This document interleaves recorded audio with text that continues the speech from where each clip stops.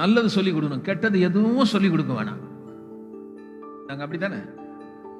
அதுக்கு தெரியும், நீ சொல்லி கொடுத்து தெரியணும்னு அவசியம் கிடையாது. பையன் வளர்ந்து திருடுறான்னா அவன் எங்கேயாவது ட்ரைனிங் எடுத்திருக்கானான்னு கேட்டுப்பான். ஆனா அந்த திருட கண்டுபிடிக்கணும்னா படிக்கணும். கொலை பண்றான், திருட்டு வேலை பண்றான், அவன் எந்த ட்ரைனிங்கும் பண்ணல. அவனை பிடிக்கிறதுக்கு என்ன பாடு, அதுக்குன்னு ஒரு படிப்பு இருக்குது. அது பேர் என்ன தெரியுமா? கிரிமினாலஜி. ஆனா இவன் எங்க படிச்சான்? இவனை பிடிக்கிறதுக்கு படிக்க வேண்டியதாகுது.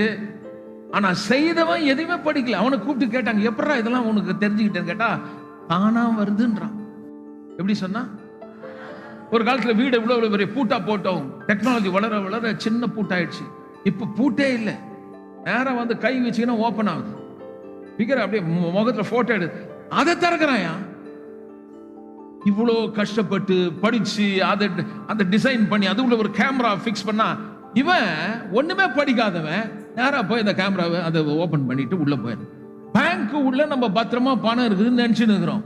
பார்த்தா எவனோ ஒருத்தன் எடுத்துட்டான். எடுத்தவனை பாத்தீங்கன்னா அந்த மூஞ்ச பார்த்தா 10 படிப்பு இல்ல, ஒண்ணு இல்ல. எங்கடா எப்படா கத்துக்கிட்ட? தானா வருது. கொஞ்சமாவது யோசிக்கிறோமா? ஒரு பாவம் என்பது மனுஷனுக்குள்ள இருக்குதுங்க.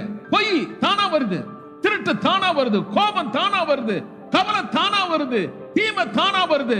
நல்லது எதுவும் தானா வராது. கதவை திறந்தாதான் வரும், கேட்டாதான் வரும், கவனிச்சாதான் வரும். அப்ப கர்த்தர் சொல்றார், என் மகனே என் வார்த்தைகளை கவனி, என் மகளே என் வார்த்தையை கேளு, உன் செவியை சாய்த்து கேள், அதை உன் கண்ணு முன்னாடி நிறுத்து. அப்ப உன்னிலிருந்து ஜீவ ஊற்று புறப்படும். Oh my Lord, hallelujah, hallelujah. என் வார்த்தையை கேளு, கவனி, அதை உன் கண்ணு முன்னாடி நிறுத்திட்டினா ஒரு பெரிய அற்புதம் நடக்கும். உள்ளே இருந்து சுக வாழ்வு தொடங்கும்.